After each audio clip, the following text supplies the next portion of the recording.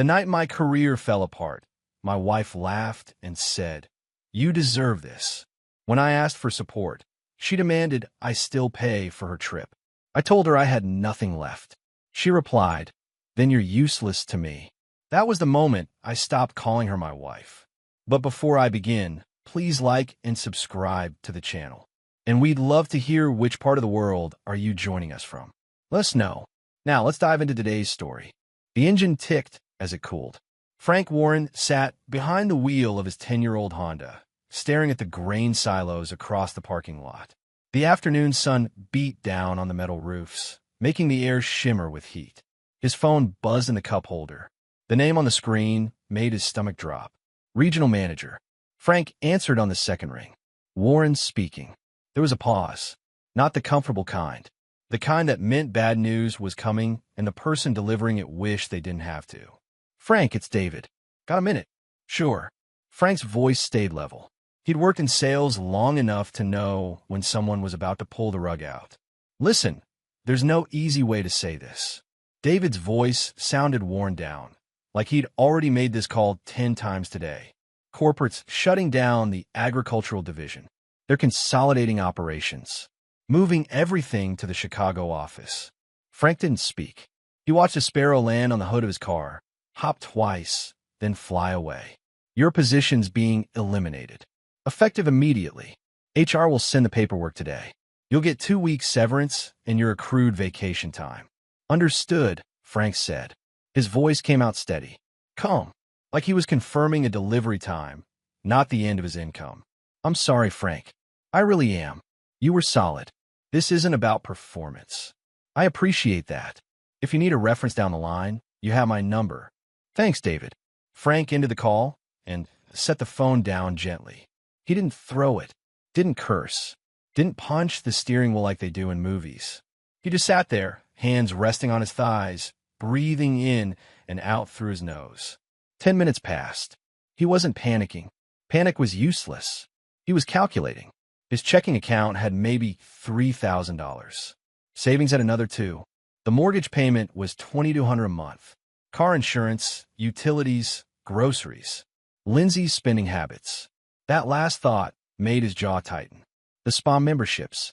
The boutique fitness classes she attended twice then quit. The wine club subscription that delivered bottles she opened once and forgot about. The weekend trips with her friends where she came back with shopping bags and credit card receipts. He never said much about it. Marriage was supposed to be a partnership. You supported each other. You made sacrifices. You stood together when things got hard. That's what he believed, anyway. Frank started the car and pulled out of the lot. The drive home took 20 minutes. Long enough for him to run through scenarios. Short enough that he didn't have time to rehearse what he'd say. When he walked through the front door, Lindsay was standing in the hallway in front of the mirror. She had 3 pairs of sunglasses laid out on the entry table. Designer ones. She was holding a pair up to her face, tilting her head left and right. "Which ones?" she asked without turning around. "The black or the tortoise shell?" Frank set his keys on the counter. His hands felt heavy. "Lindsay, MM." She switched to the other pair. Still didn't look at him. "I need to talk to you." "Can it wait?" "I'm trying to pack for Arizona. We leave Thursday morning." Frank took a breath. Let out slow. "They let me go today." The sunglasses lowered. Lindsay turned halfway, one eyebrow raised. Then she laughed. Not a nervous giggle. Not a shocked gasp. A full, sharp laugh that cut through the room like glass breaking. "Seriously?" She shook her head, smiling like he'd just told her a mediocre joke. "I told you that job was shaky. Didn't I say that like 6 months ago?" Frank's chest tightened. It wasn't about performance. They shut down the whole division. "Okay." She went back to the mirror, picking up the tortoise shell frames again. "So what's the plan?" "The plan."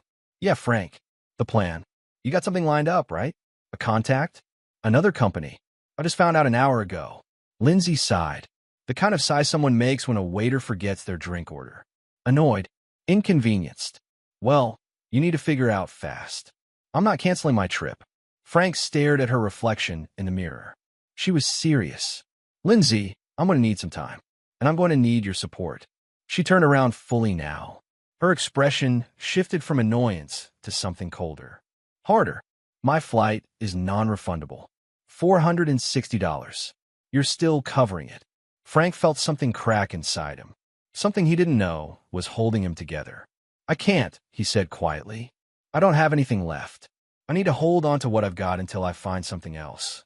Lindsay stared at him for 3 long seconds. Then her face went blank, empty of warmth, empty of anything that looked like concern. Then you're dead weight, she said.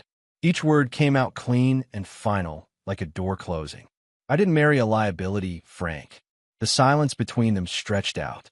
Frank didn't move, didn't argue, didn't defend himself. He just nodded once. That nod wasn't agreement. It was recognition. The marriage had just ended.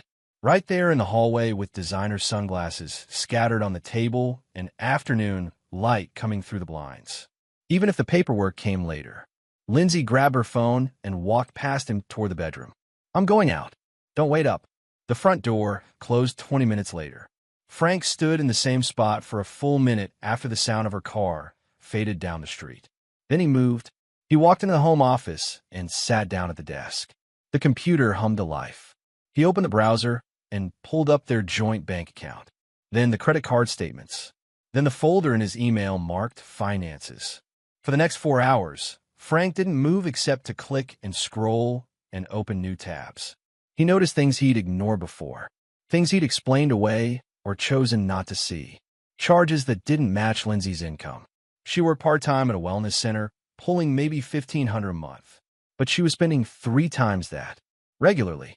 A personal loan in both their names that she'd said was for business expenses. He'd signed the paperwork without reading it carefully because she'd said it was urgent. Now he saw where the money went. Trips, clothes, spa treatments, text messages she'd left open on the shared tablet. Conversations with friends where she called him safe but boring, where she said he lacked ambition, where she laughed about how easy it was to get him to pay for things. Frank didn't cry. His face stayed blank. His breathing stayed even. But something inside him shifted, something fundamental and permanent.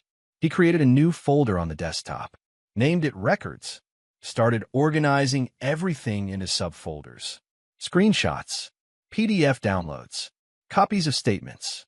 By the time he finished, it was past midnight. Lindsay still wasn't home. Frank shut down the computer, walked to the bedroom, and lay down on top of the covers fully dressed. He stared at the ceiling until his eyes finally closed. When he woke up the next morning, Lindsay was asleep on the couch, still in last night's clothes. Frank made coffee, drank it standing at the kitchen window. Then he opened his laptop and started looking for an attorney. The first call to the attorney's office happened while Lindsay was at the gym. Frank sat in the car outside a coffee shop, phone pressed to his ear, speaking in low, measured tones.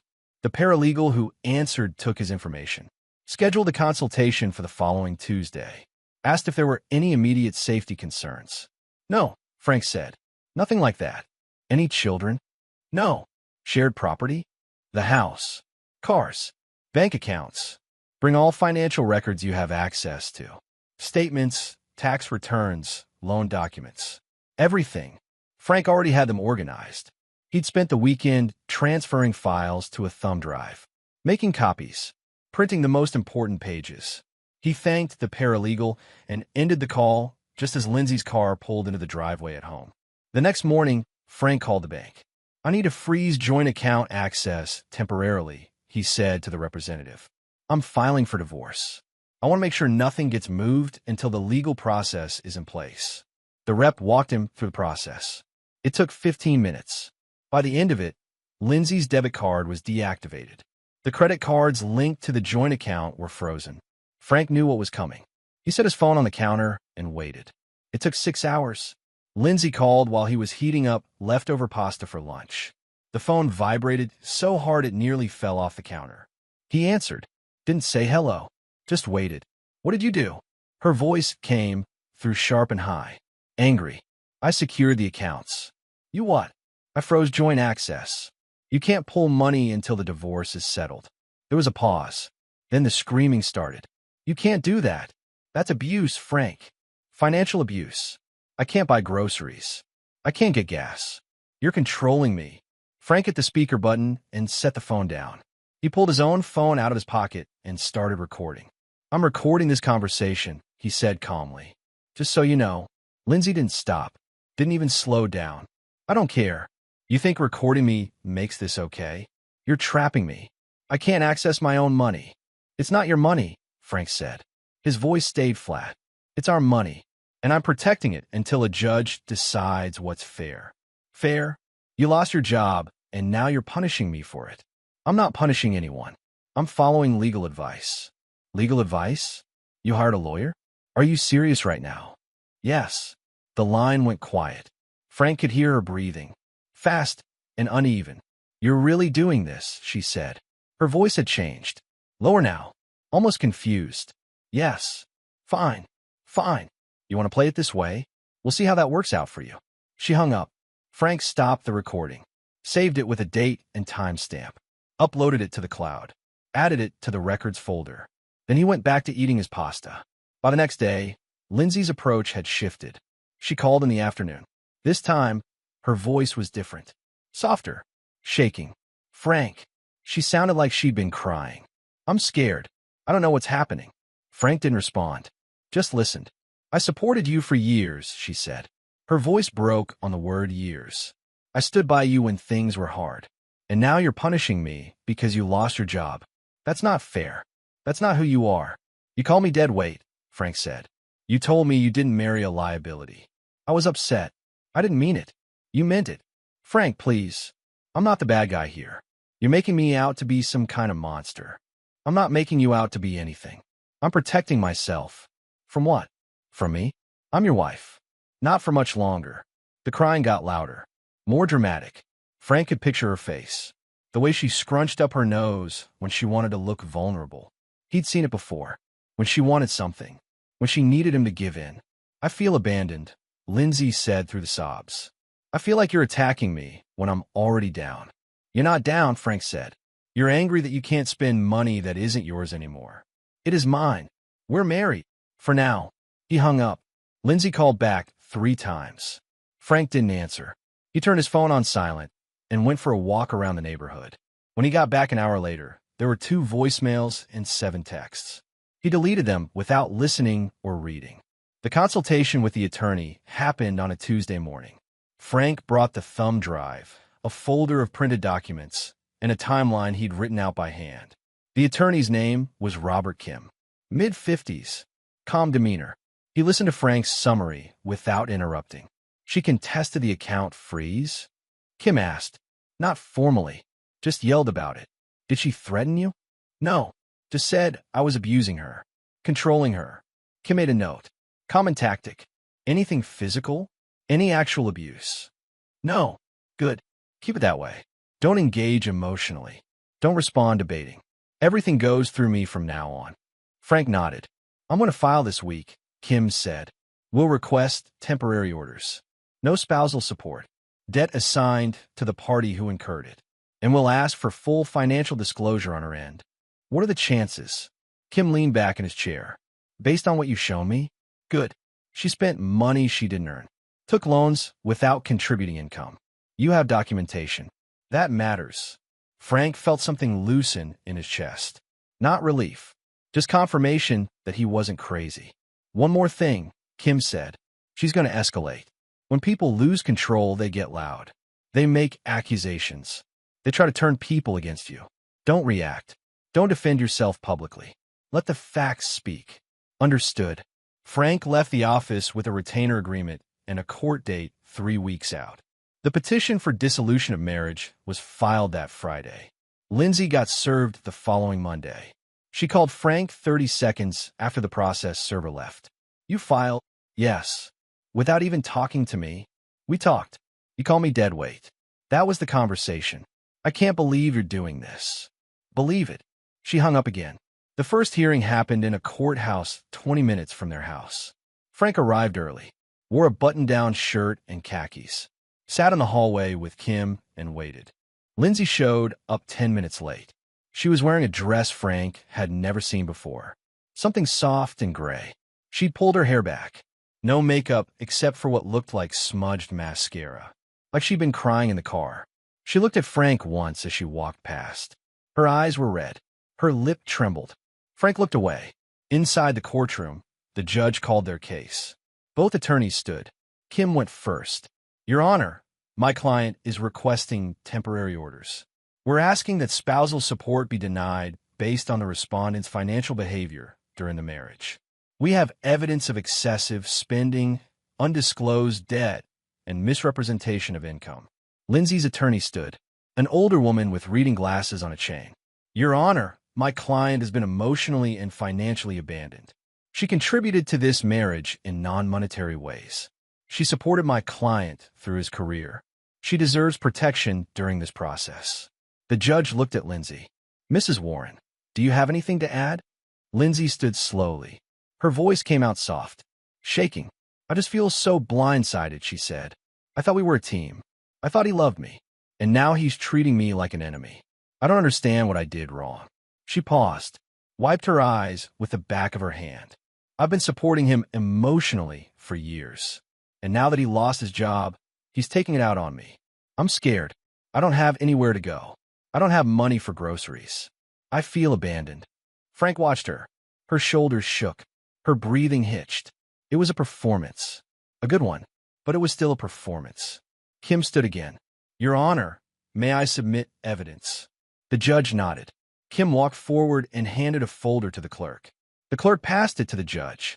This is a timeline of financial activity over the past 2 years, Kim said. Bank statements showing charges made by the respondent. Credit card bills. Loan applications. Text messages in which Mrs. Warren disparages my client to friends and admits to spending his income without contributing her own. The judge opened the folder, started reading. Her expression didn't change. Lindsay's crying slowed, then stopped. The judge looked up. Mrs. Warren, can you explain these charges? The spa memberships? The travel expenses? Lindsay's attorney whispered something to her. Lindsay cleared her throat. I needed those things for my mental health, for self-care. Did you discuss these expenses with your husband? He never said they were a problem. Did you contribute financially to the household? I work part-time. I contributed $1,500 a month, Kim said, while spending over $4,000. The judge looked at Lindsay, then at Frank, then back at the documents. I'm granting temporary orders, she said. No spousal support at this time. Joint accounts remain frozen pending final hearing. Mrs. Warren will have access to a separate account funded with $1,000 per month for necessities. Mr. Warren will maintain the mortgage and utilities. Discovery will proceed. We'll reconvene in 60 days. The gavel came down. Lindsay's face went pale.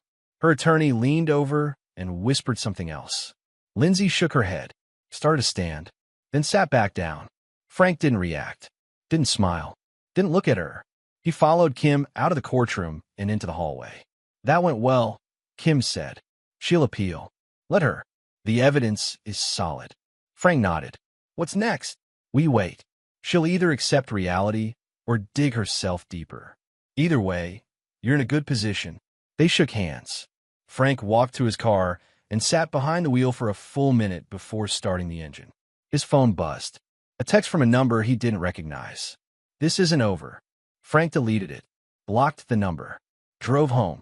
That night, Lindsay called from friend's phone. Frank almost didn't answer, but something made him pick up. What? I'm scared. Her voice was small now. Not angry, not performing, just tired. Of what? I didn't think it would go this far. I thought you backed down. Frank didn't respond. I'm sorry, Lindsay said.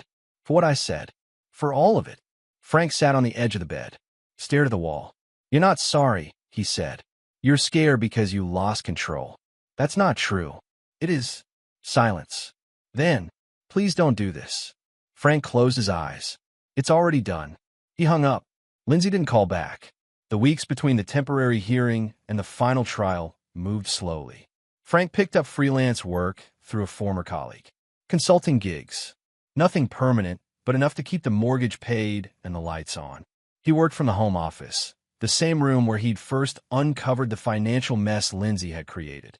She'd moved out 2 weeks after the temporary orders. Packed her things while Frank was out. Didn't leave a note. Just took her clothes, her toiletries, and some furniture she claimed was hers. Frank didn't argue. He let her take whatever she wanted. It wasn't about the stuff. He changed the locks the same day. Discovery happened over the next month. Both sides submitted financial records, employment history, and witness lists. Lindsay's attorney requested mediation. Frank's attorney declined. Why waste time? Kim had said. She has no leverage. Let's go to trial. The trial was scheduled for 3 days. Frank didn't know if they'd need all 3, but Kim had warned him that Lindsay would fight until the end. She's going to make it ugly, Kim said. People like this don't go quietly. Frank was ready.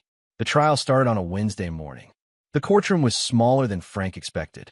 No jury, just the judge, 2 attorneys, and a court reporter typing silently in the corner. Frank sat at the table next to Kim.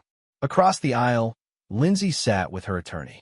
She was wearing the same gray dress from the temporary hearing, same smudged makeup, same trembling lip. The judge entered. Everyone stood, then sat. We're here for the final dissolution hearing in the matter of Warren versus Warren, the judge said. Counselors, are we ready to proceed? Both attorneys confirmed. Kim went first. He laid out the case methodically. The timeline of spending. The loans Lindsay had taken out. The text messages where she admitted to using Frank's income for personal expenses. Your Honor, this is a clear case of financial irresponsibility on the part of the respondent. She spent money she didn't earn. She took on debt without disclosure. And when my client lost his job, she abandoned him emotionally and financially. Lindsay's attorney stood. She was calm, professional, but Frank could see she knew the case was weak. Your Honor, my client contributed to this marriage in ways that can't be measured in dollars. She supported Mr. Warren emotionally. She maintained the household. She deserves to be compensated for that work. The judge looked at Lindsay. Mrs. Warren, would you like to testify? Lindsay nodded. She stood and walked to the witness stand. Her hand shook as she placed it on the Bible for the oath. Do you swear to tell the truth, the whole truth, and nothing but the truth? I do. She sat down. Her attorney approached. Mrs. Warren, can you describe your role in this marriage? Lindsay took a breath. Her voice came out soft, controlled. I supported Frank in every way I could. I listened to him when he was stressed. I encouraged him. I made our house a home. I did everything a wife should do. And how did he respond when you needed support? Lindsay's eyes filled with tears. Right on cue. He shut me out. When he lost his job, he blamed me. He froze our accounts. He made me feel like I was the problem. Did he ever discuss financial concerns with you during the marriage? No. He never said anything. He just let me think everything was fine. Thank you.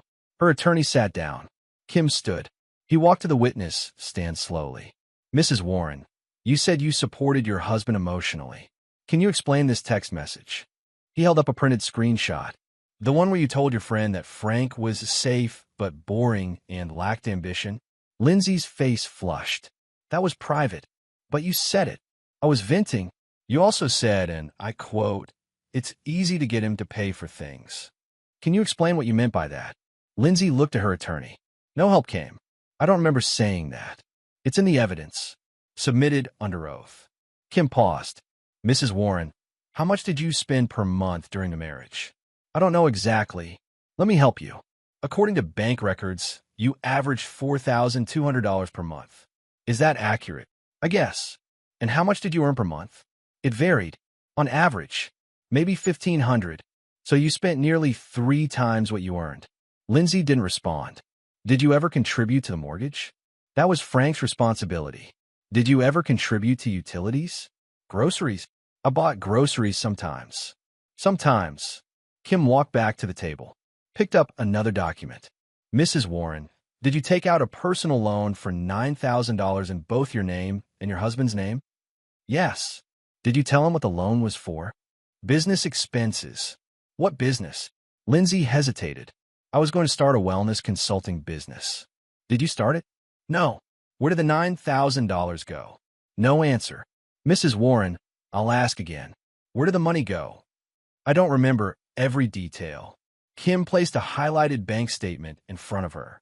According to this, the money went to travel, shopping, and spa services. Does that refresh your memory? Lindsay's jaw tightened. I needed those things. But you told your husband it was for business expenses. I plan to use some of it for business. How much? Silence. Mrs. Warren, can you point to a single business expense in this statement? Her attorney stood. Objection. Badgering. The judge looked at Kim. Move on, counselor. Kim nodded. Mrs. Warren, when your husband lost his job, what was your response? Lindsay's hands clenched in her lap. I was worried.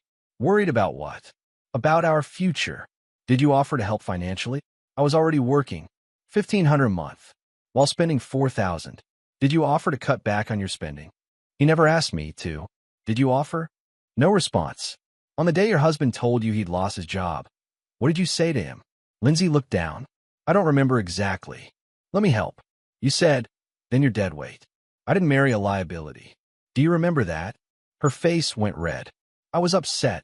You called him dead weight. I didn't mean it. But you said it. Yes. Kim turned to the judge.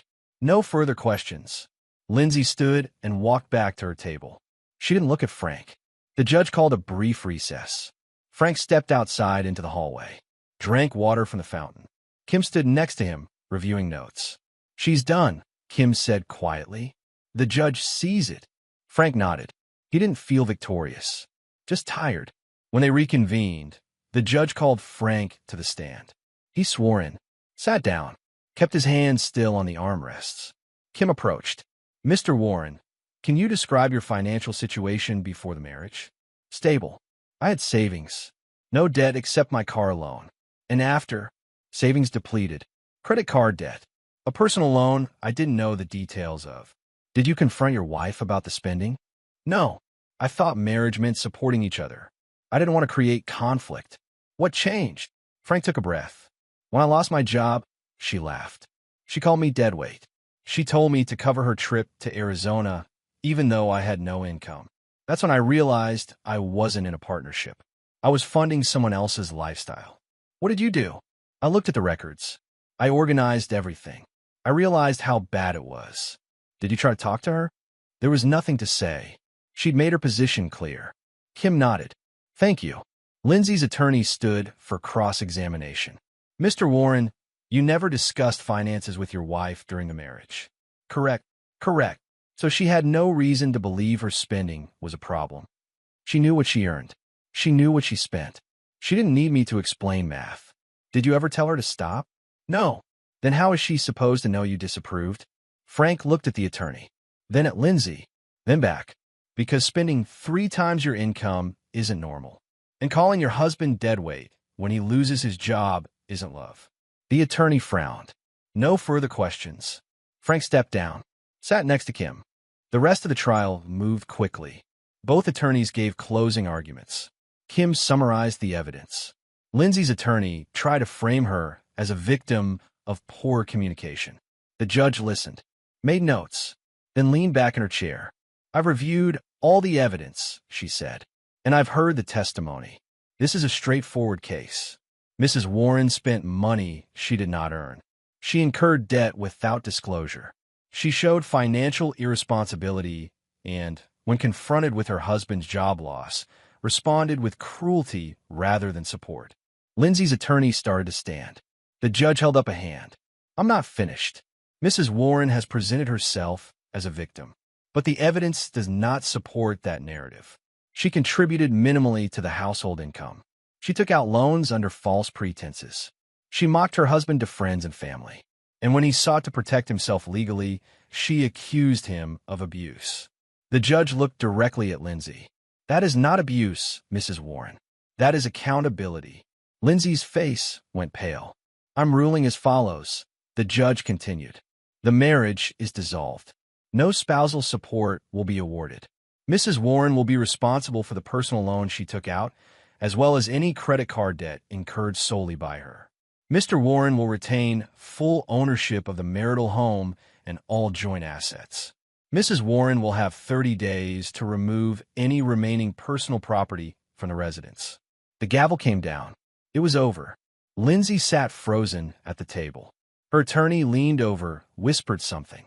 Lindsay didn't respond. She just stared straight ahead, her face blank. Frank stood, shook Kim's hand, walked out of the courtroom without looking back. In the hallway, Lindsay's voice echoed behind him. Frank, He didn't stop. "Frank, please." He kept walking, pushed through the doors, stepped into the afternoon sun. Behind him, Lindsay stood in the courthouse hallway, crying. But no one followed her. No one offered comfort. She was alone. That night, Frank sat in the home office and changed his phone number. He updated his email, closed the joint accounts that were still lingering, blocked Lindsay on every platform he could think of. No explanations, no final speech, no closure, just silence. Over the next week, mutual friends reached out, asking what happened, asking for his side. Frank kept his responses short. "We're divorced. The court handled it. I'm moving on." Most people didn't push. A few asked if he was okay. He said yes. One friend asked if Lindsay had tried to contact him. "She tried," Frank said. "I didn't respond." "That's cold." Frank didn't argue. He just shrugged. "Maybe." The friend changed the subject. By the end of the month, Lindsay stopped trying. No more texts from unknown numbers. No more calls from friends' phones. No more attempts to reach out through social media. She was gone. Frank changed the locks one more time, just to be sure. He packed up the last of her things that she'd left behind, donated most of it, threw out the rest.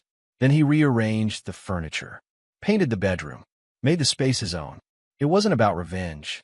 It was about reclaiming what he'd lost when he'd ignored the red flags.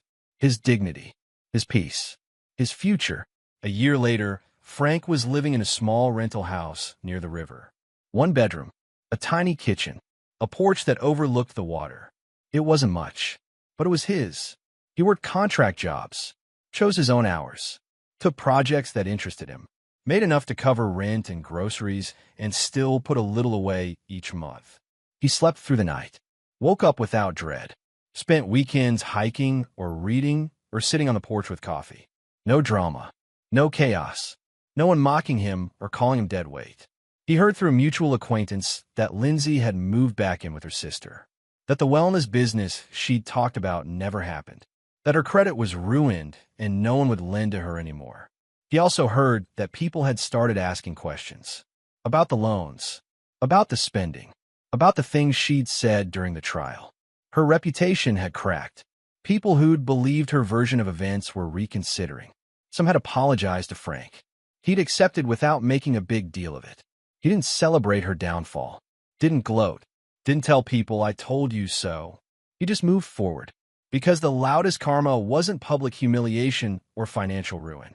It was being fully exposed, fully responsible, fully alone, and knowing that no one was coming to save you because you'd burned every bridge on the way down. Frank sat on his porch one Sunday morning, watching the river move past. The sun was just coming up. The air smelled like dew and fresh water. He took a sip of coffee, felt the warmth spread through his chest. For the first time in years, he felt light. Not because Lindsay had lost, but because he'd finally won. Not against her, against the version of himself that had ignored the truth for too long. The version that had accepted disrespect because he thought love meant enduring. That version was gone now, and what remained was stronger. Frank set his coffee down, leaned back in his chair, closed his eyes. The river kept moving. The sun kept rising. And Frank Warren kept going.